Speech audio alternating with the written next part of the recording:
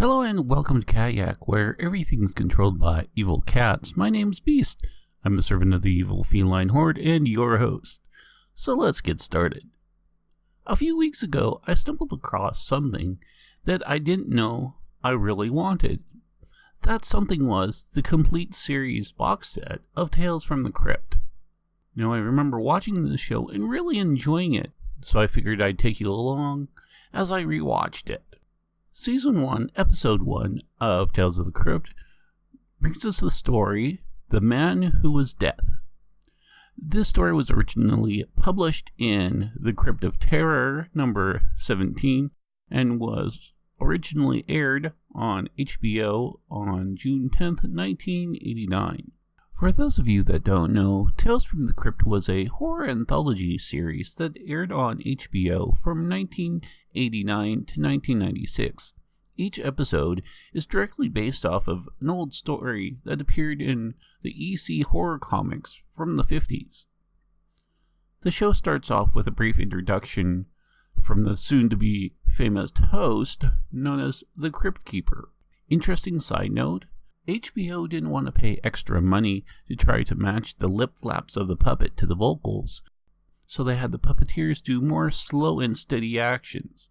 And a lot of fans of the series claim that the Cryptkeeper from Season 1 comes across more cold and sinister, which is completely opposite to the later high-energy insanity that the Cryptkeeper would show off in later seasons. The main story starts and we get introduced to our main character, Niles Talbot, a former electrician and current executioner at the state penitentiary. Unfortunately for Mr. Talbot, after his latest execution, the state decides the death penalty is too harsh and decides to do away with it, leaving him without a job. Fed up with the world around him, Talbot decides to start dishing out his own style of justice to people he deems got away with murder. First, we see a biker who gets away because of filing error. The biker ends up meeting his end after going to open a metal gate and discovering that it's electrified. Next we see a husband and mistress pair that gets away with murder.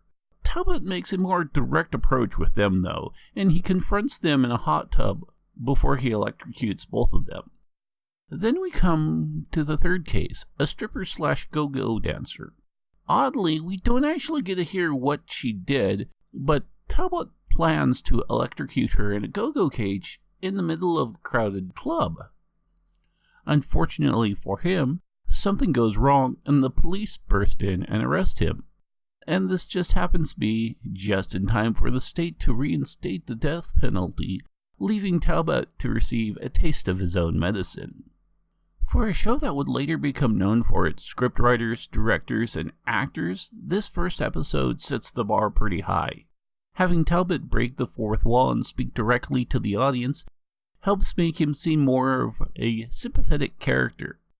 And the mirroring of the first part of the episode of having a prisoner led to the electric chair to the end of the story having Talbot led to the electric chair is pretty good as well.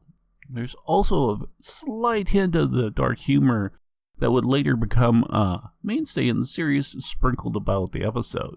This episode was well received and currently has a 7.9 out of 10 with 1,221 votes on IMDb. I give this episode a 4 out of 5 paws.